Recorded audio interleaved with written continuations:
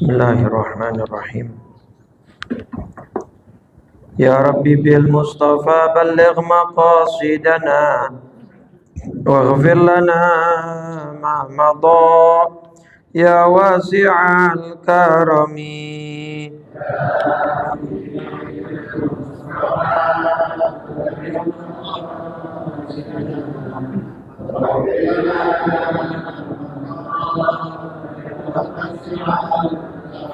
Lam yahtalim qattu taha mutlaqan abada wa ma tatha'aba aslan fi mada zamani.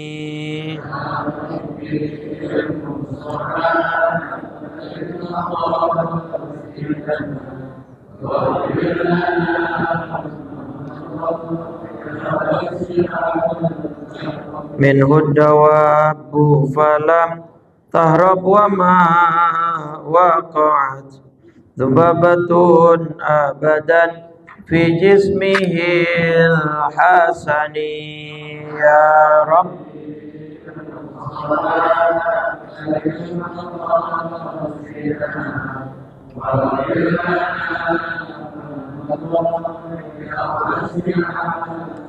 wa qalbuhu lam yanam wal ainu qad na'asat wa la yura dhilluhu fi syamsi dhu fatini.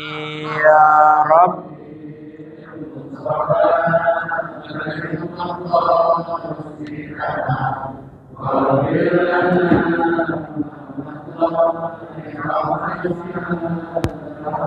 Allahumma salli wa sallim wa barik alaihi wa ala alihi.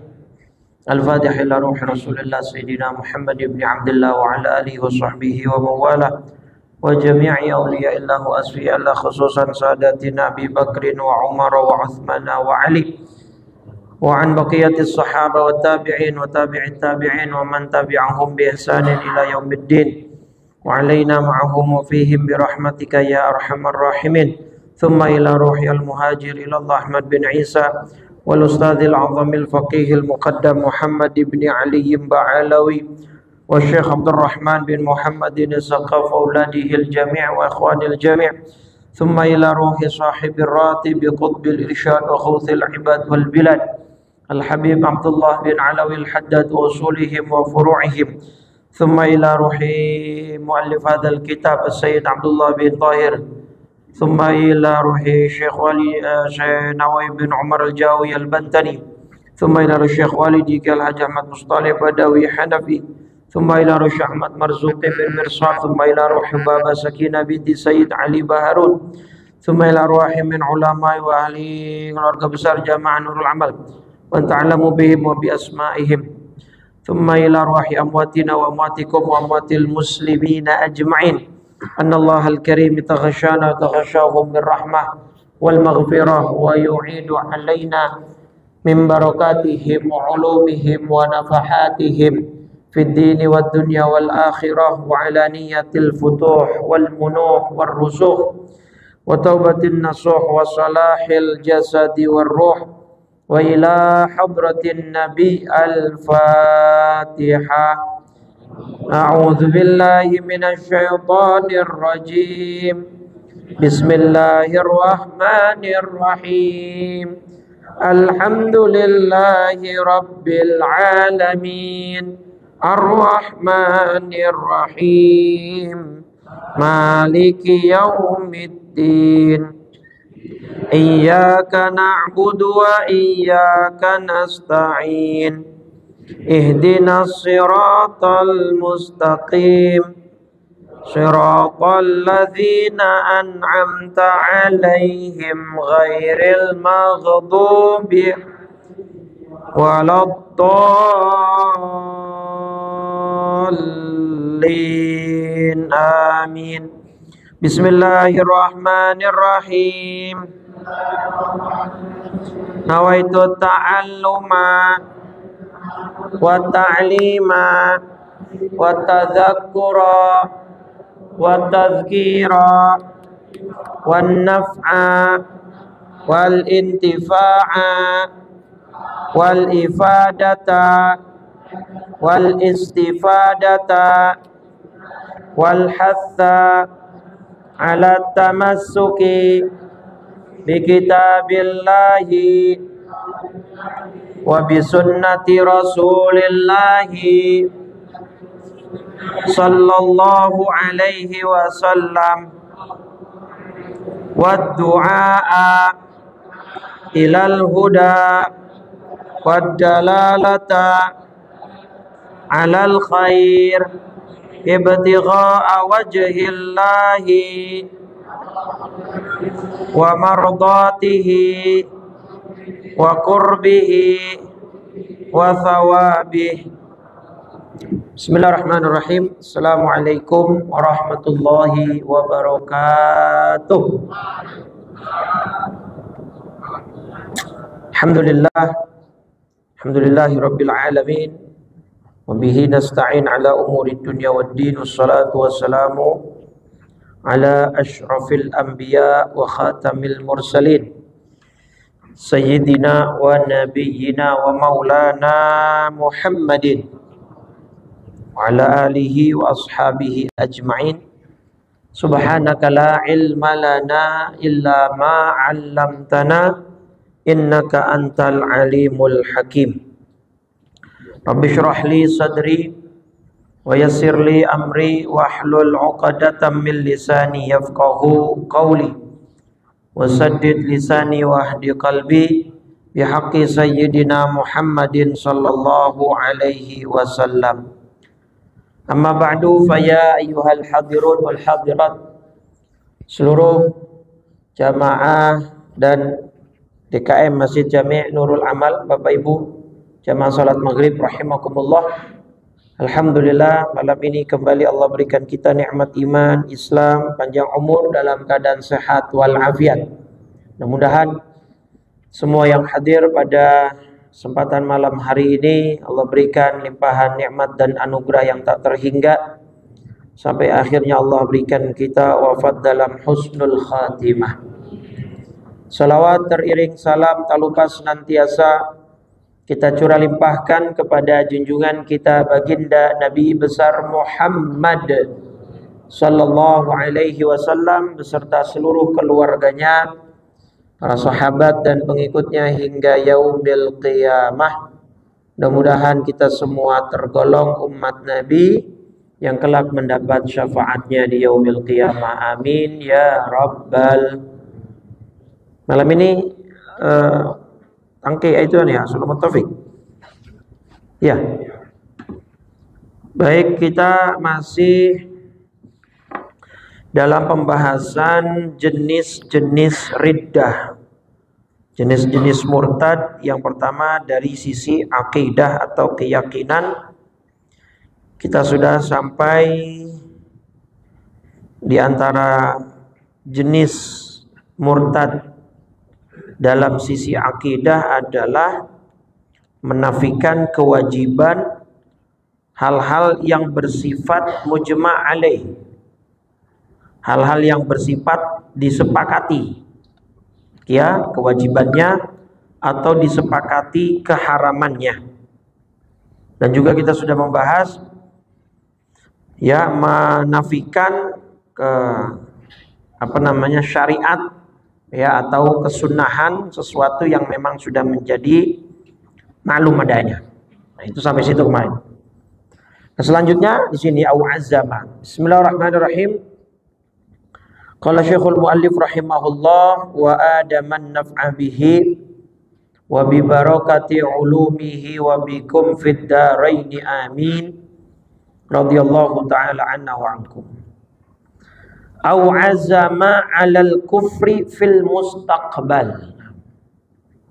Di antara hal yang dapat menyebabkan seseorang murtad dari sisi akidah adalah dia memiliki azam, tekad ya untuk kufur di masa yang akan datang. Jadi dia udah punya planning nih. Ntar kalau udah umur sekian, kalau udah pensiun, kalau udah misalkan apa namanya, financial freedom, artinya uang udah banyak segala macam, ada niat-niat pengen nyoba agama lain, buat agama kok coba-coba, buat anak aja nggak boleh coba-coba, apalagi buat agama gitu ya. Nah misalnya begitu tuh, ada azam, ada tekad dia mau pindah ya, maka ya dia sudah kufur di saat dia berazam atau bertekad seperti itu. Nggak usah nunggu ntar. Ketika dia sudah tekad azam, misalnya iya niat kufurnya tapi pas pensiun sekarang udah kufur, dia sudah murtad, waliyadzubillah. Gitu ya.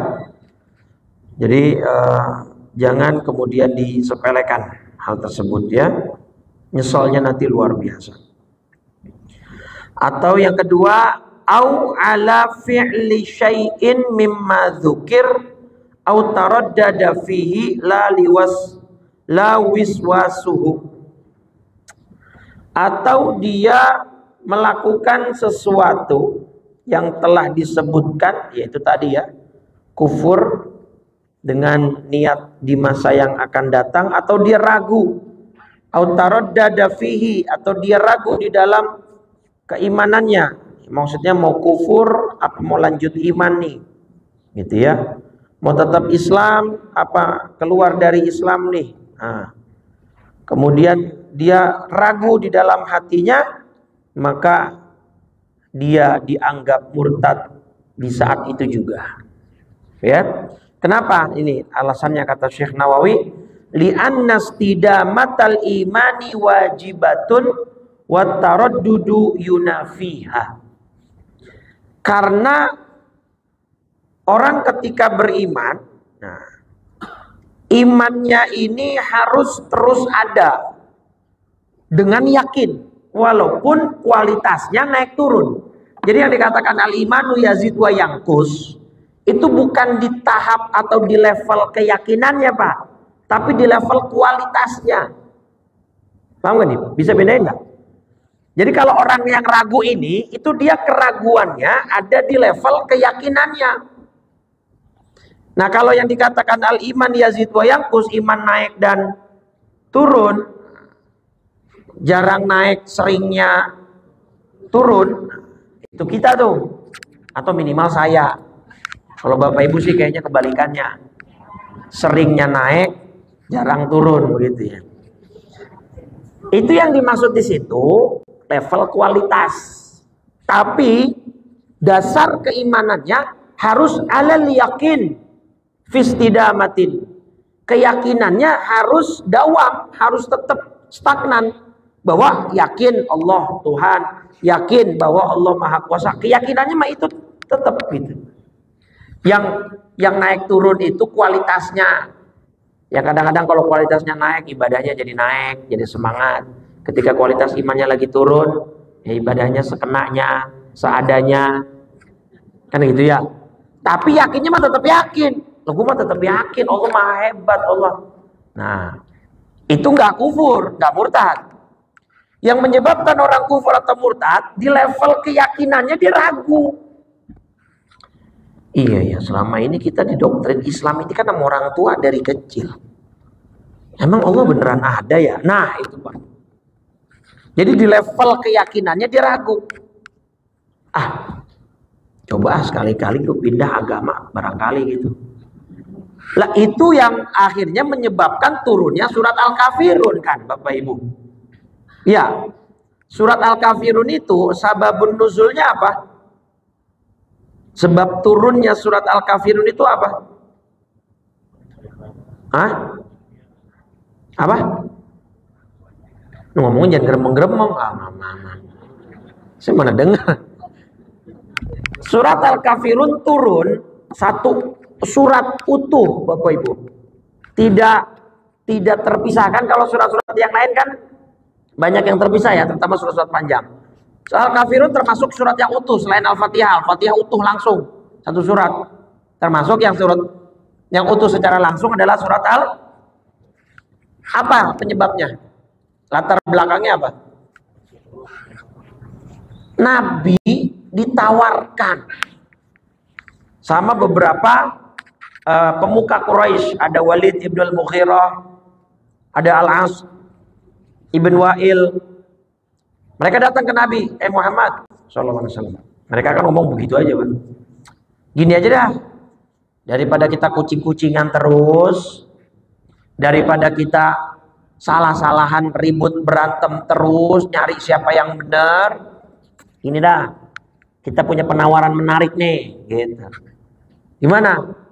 Na'budu ilahaka sanatan wa ta'budu ilahana sanatan.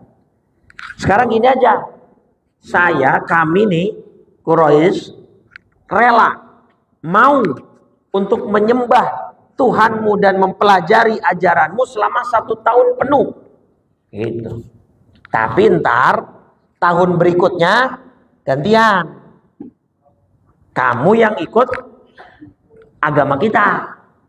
Nah, ntar kan fair tuh. Nanti kan masing-masing dari kedua belah pihak bisa mereview ulang nih, mana nih ajaran yang benar, mana nih ajaran yang logis, yang bisa diterima oleh pikiran dan hati nurani. Kalau misalkan kami merasa bahwa ajaranmu benar, ya kami akan percaya dan beriman kepada kamu dan kami masuk Islam. Tapi sebaliknya, kalau nanti di tahun berikutnya kamu rasa bahwa agama nenek moyang kita yang benar, kamu harus siap masuk kembali ke agama nenek moyang kita. Itu Pak sebabnya. Kalau dihitung-hitung pakai matematika Indonesia, itu fair nggak? Fair Pak, betul nggak? Iya juga ya, kalau secara ini ya nih, kalau secara hitung-hitungan matematik iya fair. Karena bisa jadi ada peluang mereka kafir Quraisy masuk ke dalam Islam, ada peluang juga, walaupun mungkin peluangnya 50-50 gitu kan. Nah, di sini turunlah al-kafirun ini sebagai respon tegas dari Allah. Kagak bisa, agama kagak bisa di main-mainin begitu. Nah, itu kira-kira jelas Bapak Ibu. Nah, jadi kagak bisa, nggak boleh ada keraguan. Makanya di akhir ayat al-kafirun bunyinya gimana? Ayat ke-6. Lakum, itu kan tegas banget. Udahlah, kagak mungkin. Nih, lihat ini kalimat indah Bapak Ibu. Ya, ini menunjukkan bahwa memang surat Al-Quran itu atau ayat Al-Quran itu dari Allah, bukan dari Nabi. Di sini kan ada kalimat la a'budu ma ta'budun. Aku tidak akan menyembah apa yang kamu sembah, dan kamu juga bukan penyembah apa yang aku sembah. Dan ini maksudnya dua ayat ini itu di masa sekarang. Nah, dan aku tidak pernah menjadi penyembah apa yang kamu sembah, dan kamu tidak pernah pula menjadi penyembah yang aku sembah. Ini maksudnya di masa yang akan. Nah, ini kalau bukan dari Allah, dua ayat khususnya ayat 4 dan 5 Bapak Ibu, nggak mungkin bisa seyakin ini. Ayat 4 dan 5 nih. Paham? Karena Allah sudah tahu bahwa orang-orang kafir Quraisy ini, biarpun seandainya Nabi menuruti permohonan mereka untuk tukeran agama setahun, mereka nggak akan pernah gitu menjadi penyembah Allah. Itu kira-kira. Jadi semuanya apa yang mereka tawarkan itu hal yang sia-sia. Udah nggak bisa. Nah, jadi ini perbedaannya gitu tuh Pak. Ayat 2 dan 3 ini maksudnya di masa yang sekarang, di masa saat surat itu turun, kamu nggak akan menyembah apa yang aku sembah, aku juga nggak akan menyembah apa yang kamu sembah sekarang. Dan fil mustaqbal, di masa yang akan datang, kamu tidak akan pernah menjadi penyembah yang aku sembah, pun demikian kamu tidak pernah menjadi penyembah yang aku sembah. Gitu. Nah, diakhiri ditutup dengan satu kalimat statement yang tegas, lugas, tajam, setajam lakum dinukum. Nah, itu tegas banget Bapak Ibu. Ya. Nah, di sini maka bagi ada orang yang ragu atas keyakinannya, ya, keimanannya, dia bisa murtad, naudzubillah. Ragu keberadaan Allah, ragu kebesaran Allah, ragu akan. Nah, makanya itu Pak, PR kita itu rukun iman yang nomor 6. Ya, dan di part yang kedua, antuk minabil qadari khairihi wa syarrihi. Beriman kepada takdir baik dan nah yang buruk ini nih PR kita nih. Karena berapa banyak orang terguncang imannya saat menerima takdir buruk, Bapak Ibu. Nyalahin Allah, waduh mana nih katanya Allah baik, katanya Allah maha penyayang, kok saya dikasih musibah bertubi-tubi begini? Itu tuh Bu, Pak, rentan di situ. Akhirnya nanti imannya bisa ragu, ya kan? Atau dari sisi ekonomi diuji sama Allah, ya. Kalau ekonominya diangkat sama Allah sih, ya semuanya sih siap gitu. Jadi orang kaya ditakdirin semua sama Allah, siap gak? Kalau siap banget, bukan siap lagi. Iyalah, tabungannya asetnya ada 300 triliun, siap gak? Wah, jangan ditanya. Mainannya aja ratusan juta. Cuman itu dia masalahnya manusia ya. Manusia itu masih menganggap parameter orang mulia dan hina itu harta. Ya enggak? Sekarang ini lagi ada tren di Instagram, di TikTok Bu, menormalisasikan jangan kasih jalan ke pejabat yang pakai totot, bubuk totot, nah itu gitu. Strobo. Iya. Apalagi kalau yang pakai orang sipil. Platnya plat sipil, jangan dikasih udah. Gitu. Yang pejabat aja sekarang udah mulai. Ya kenapa? Kita doang nih. Ya, pejabat itu dimuliainnya apa? Melebihi ulama, ustadz, kiai yang di Jepang. Tanya dah teman-teman atau bapak ibu punya saudara di Jepang. Politisi itu seadanya, kampanye juga pakai modal sendiri. Pakai mobil juga nggak terlalu mewah, sekedarnya biasa aja gitu ya. Kalau di kita, anggota DPR 5 tahun, tapi pensiunannya seumur hidup, Pak. Sampai kagak berebut, Pak. Kerjanya 5 tahun, pensiunnya udah gitu gajinya selama 5 tahun, pajaknya yang nanggung. Nah, ini muka-mukain yang nanggung nih. Iya, Pak. Itu ternyata baru tahu, baru diangkat kan. Ternyata gaji pejabat itu pajaknya ditanggung negara, pajak gajinya mereka. Nah, jadi mereka menerimanya bersih utuh. Nah, giliran yang UMR suruh. Ya Allah, mudah-mudahan ada perbaikan ke depannya. Bukan harta itu bukan sama sekali patokan. Nah, itu disinggung sama Allah tuh dalam surat apa? Fa'ammal insanu idza mabtalahu rabbuhu fa'akramahu wa na'amah fayaqulu rabbi akraman wa ammal insanu idza mabtalahu rabbuhu faqadara alaihi rizqah fayaqulu rabbi ahanan. Nih Allah udah nyinggung Bapak Ibu. Manusia itu Surat Al-Fajr ya, surat 89, ayat 15 dan 16. Manusia itu apabila Allah menguji mereka dengan cara memuliakan dan memberikan kesenangan, diberikan harta yang banyak, dia berkata, Tuhan telah memuliakan aku. Bikin status rezeki anak. Sholat kagak pernah, puasa ogah, ngaji anti banget. Giliran dapat rezeki tulisannya rezeki anak soleh. Nah, wa amma idza mabtala, tapi kalau Allah mengujinya dengan cara apa? Faqadara alaihi rizqa. Allah batasi rezekinya. Bisnisnya seret, rezekinya mampet. Gitu kan? Maka dia akan berkata, fayaqul rabbi ahanan, Tuhanku telah menghinaku. Dibikin status, ya Allah, ujian apa lagi yang menghampiriku? Wah. Giliran dapat rezeki, tulisnya rezeki anak. Nah, jadi itu manusia masih mengira kalau dikasih rezeki berarti Allah sayang, kalau dikasih ujian rezekinya seret berarti Allah menghina dia. Enggak. Dalam tafsir Al-Baghawi disindir tuh sama Imam Al-Baghawi, ini 2 ayat menampar muka manusia yang masih menerapkan standar kemuliaan itu dari harta. Enggak, jangan bukan berarti yang kaya berarti Allah sayang sama dia ya. Oh enggak, Pak. Yang pada pejabat rakus yang korupsi duitnya banyak, Pak. Mau Allah sayang, mau pejabat korup lah kagak. Dari harta itu justru besok pengen diapain? Pengen disiksa, pengen ditambahin, kalau kagak ngeri dah. Nah, jadi kita juga jangan menilai orang dari apanya? Dari uangnya, dari hartanya. Jangan mentang-mentang kaya dimuliain, dihormatin. Begitu yang susah. Memang begitu kita kadang-kadang. Kan suka ada tuh anak-anak Gen Z sekarang bikin sosial eksperimen.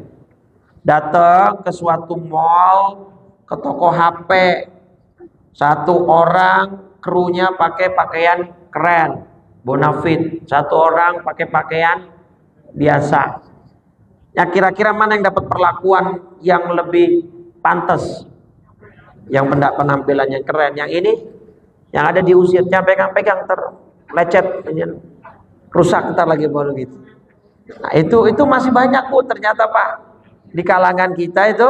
Dan sayangnya yang memperlakukan begitu para karyawan yang ekonominya juga menengah ke bawah. Saya gedeg banget. Nah, kalau di Bali itu beda, turis lokal sama turis asing. Turis lokal jangan coba-coba dah. Macam-macam di sana, apalagi muka-muka begini. Biar kata duitnya dompetnya tebel, dari awal udah mendapat perlakuan gak enak dah. Itu yang melakukan itu Pak, orang kita juga. Ya kan PA ya. Masa sama orang warga sendiri, sama teman sendiri diperlakukan rasis, diperlakukan dipandang sebelah mata. Tapi sama bule itu kayaknya bule pas banyak duit, banyak bule kere Pak di Bali banyak. Lah beneran.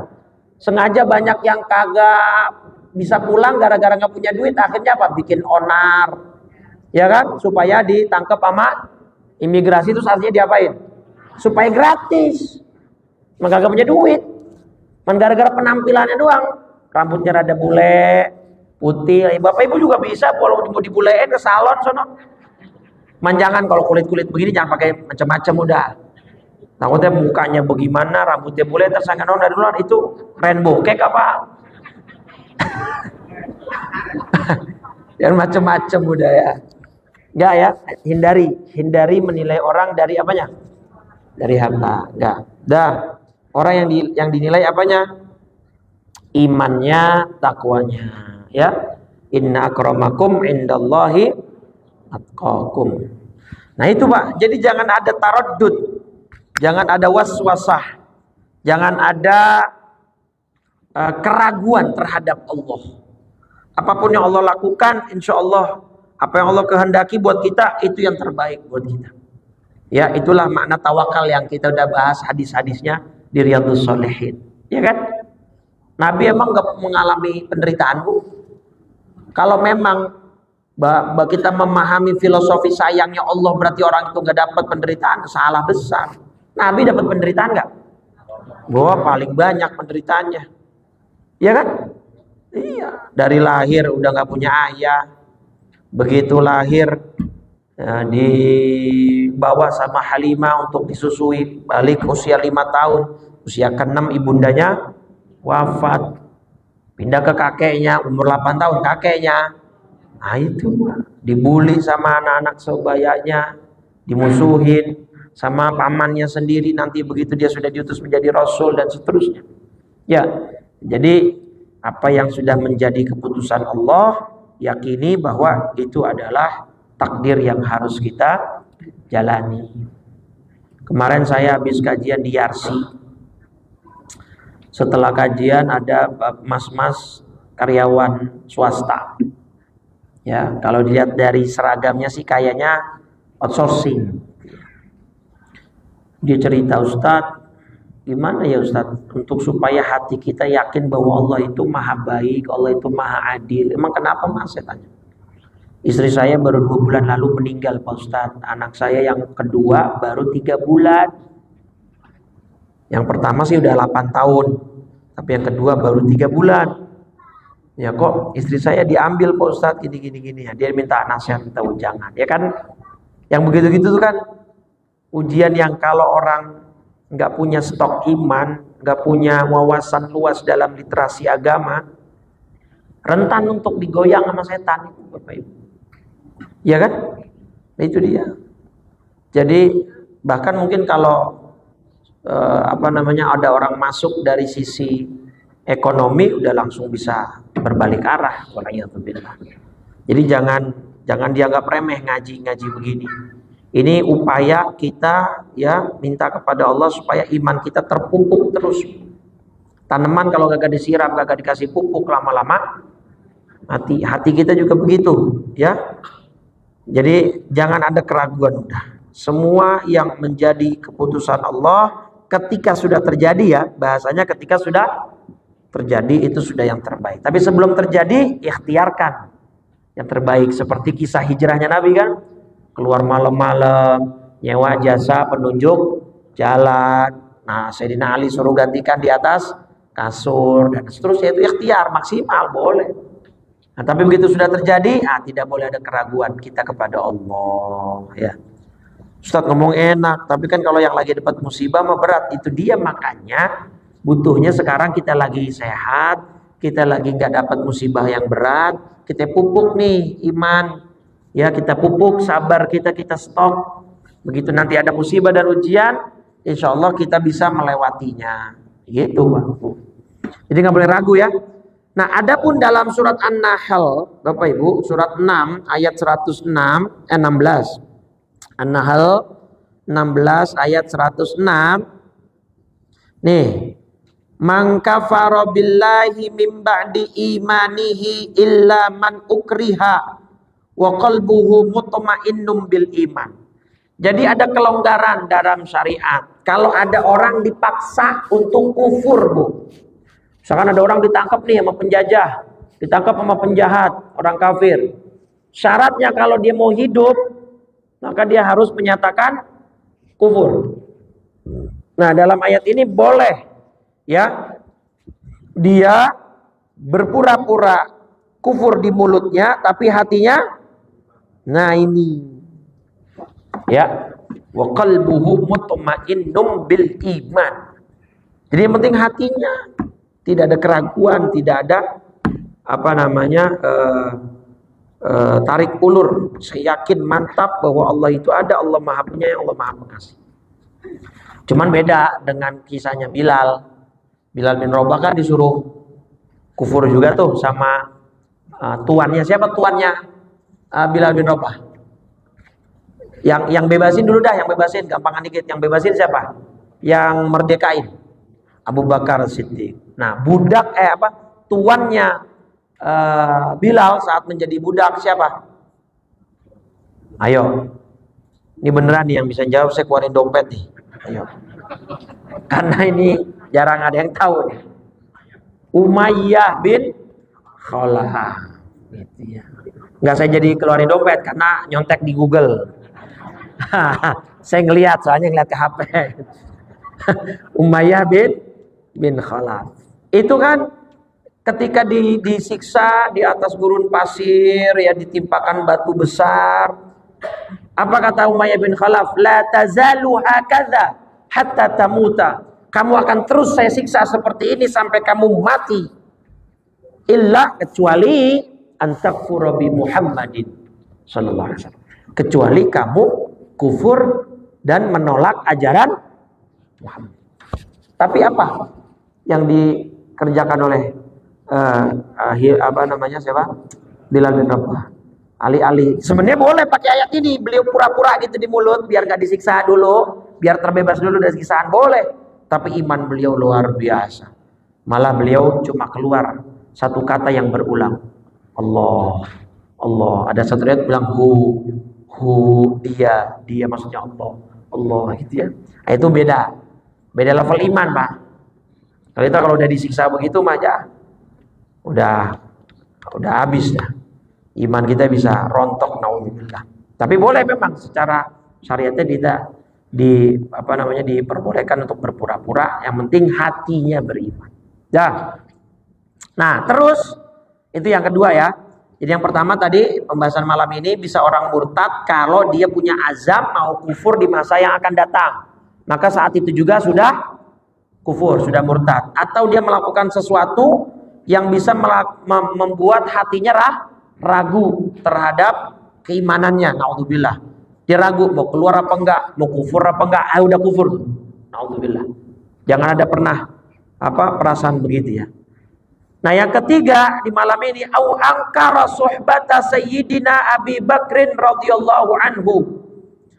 Dan yang selanjutnya, bisa saja orang itu kufur karena mengingkari status sahabat daripada Abu Bakar As-Siddiq radhiyallahu anhu wa ardhah. Jadi kalau ada orang mengingkari, ya, mana tuh Abu Bakar, bukan sahabat Nabi itu, dia itu cuma mertua Nabi, begini-begini. Makanya perbedaan kita, salah satu aspek yang paling mendasar antara Sunni dengan Syiah itu masalah status sahabat-sahabat ini nih Bapak Ibu. Ya, terutama ya Siti Aisyah yang terkena besar luar biasa. Nah, kenapa orang yang mengingkari persahabatan Abu Bakar bisa menjadi murtad? Karena persahabatan Nabi dengan Abu Bakar disinggung secara tersirat di surat 9 At-Taubah ayat 40. Ya, idh huma fil ghar idh yaqulu li sahibihi. Ketika ya keduanya berada di dalam gua, ketika itu dia berkata kepada sahabatnya. Yang berdua di dalam gua siapa? Nabi dengan Abu Bakar. Nah, ketika dia berkata kepada sahabatnya, berarti yang memberikan label status sahabat kepada Abu Bakar langsung Allah. Tuh, Bapak Ibu. Ya qa'idh yaqulu li sahibihi la tahzan innallaha ma'ana. Abu Bakar ini Bapak Ibu, kata ulama, saking imannya dalam, saking imannya begitu luar biasa, lawuzina imanu Abi Bakrin radhiyallahu taala anhu wa arda, seandainya ditimbang imannya Abu Bakar dengan iman umat akhir zaman secara keseluruhan, masih akan lebih berat imannya Abu Bakar As-Siddiq. Gimana enggak saat orang lain kagak percaya cerita Isra Mi'raj? Tuh. Jangankan orang kafir udah jelas nyeledek. Paham enggak? Orang kafir ketika dengar cerita Nabi berkisah tentang Isra dan ngeledek orang kafir. Tuh lihat tuh Muhammad tuh. Apa kayak enggak kayak orang gila tuh? Masa cerita begitu tuh orang kafir, Pak, wala'iyadzubillah. Sahabat-sahabat Bapak Ibu itu saat itu termenung diam. Mereka nggak berani membantah karena cerita itu keluar dari mulut siapa? Nabi. Tapi akal dan pikiran mereka belum bisa terima di masa itu. Nah, satu-satunya yang nggak pakai ragu begitu cerita Nabi itu sampai ke telinganya Abu Bakar, apapun yang keluar dari mulut Nabi Muhammad SAW, saddiquh, saya akan benarkan dan saya akan percayai. Nah, itu dari situlah kemudian beliau mendapat gelar apa? Nah, itu Pak, kita nggak bisa bayangin di zaman itu loh Bapak Ibu, teknologi belum ada sama sekali, teknologi. Unta, lampu listrik, ya, transportasi cuma unta, lampu listrik belum ada, baru pakai api sebagai pencahayaan, ya kan? Belum ada teknologi, tapi terus tiba-tiba Nabi cerita dalam semalam pergi dari Masjidil Haram ke, yang kalau sekarang menempuh pakai pesawat aja bisa 1,5 jam 2 jam, terus dari Masjidil Aqsa, nah ini yang lebih sulit dipercaya lagi, naik ke itu dan balik sebelum subuh. Coba dah. Lah sekarang aja nih yang udah ada teknologi, ya kan, belum tentu juga orang ya percaya gitu.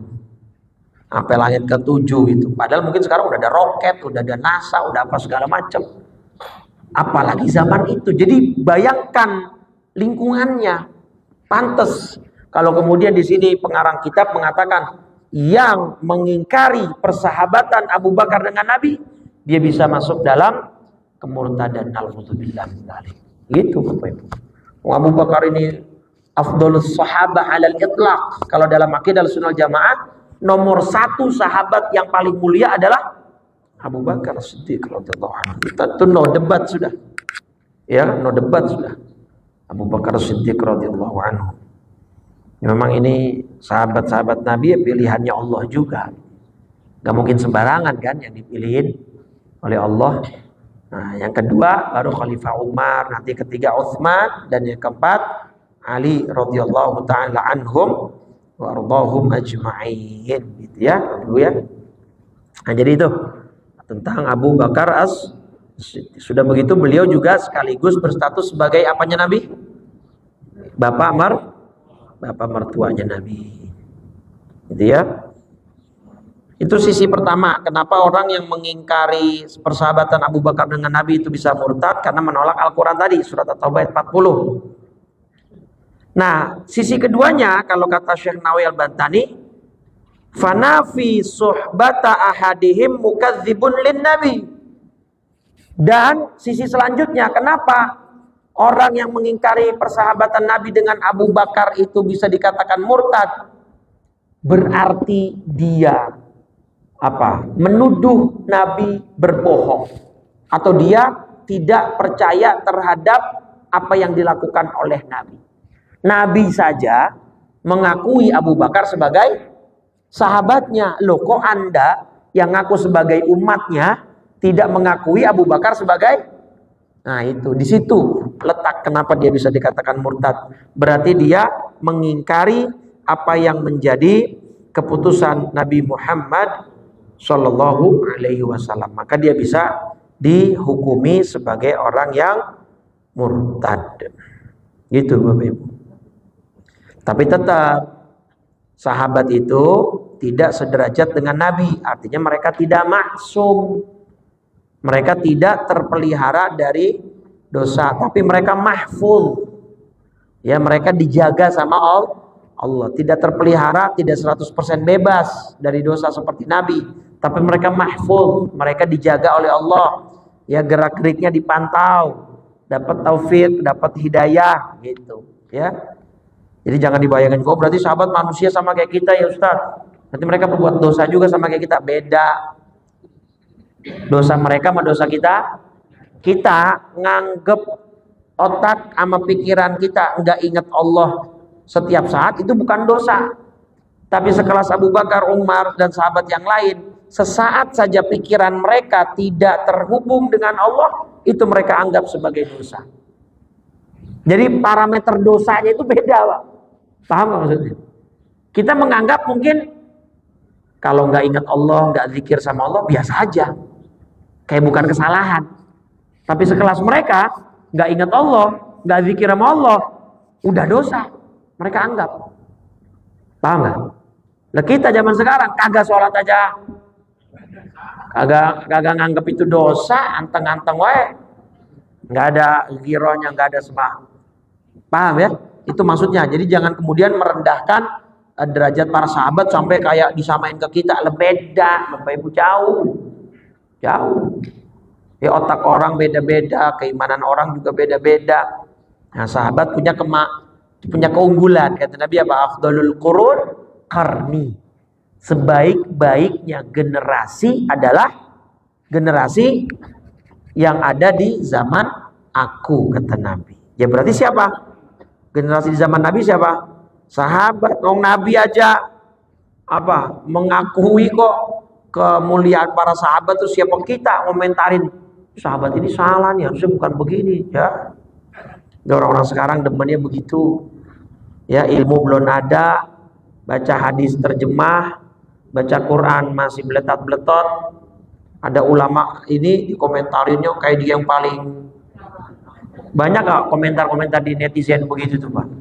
Hindarin ya, jangan begitu ya. Sama ulama tetap harus ada hormat, harus ada ta'zim ya, karena mereka membawa ilmunya Allah, mereka membawa Al-Qur'annya Allah, mereka membawa hadisnya Rasulullah. Mudah-mudahan dengan kita memuliakan mereka, Allah muliakan hidup kita dan keluarga kita, gitu ya.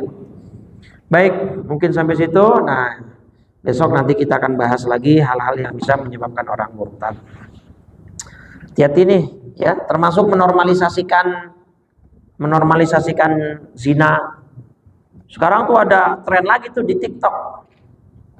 Perempuan hamil sebelum nikah malah bangga, malah ngatain perempuan yang udah nikah tapi nggak hamil-hamil.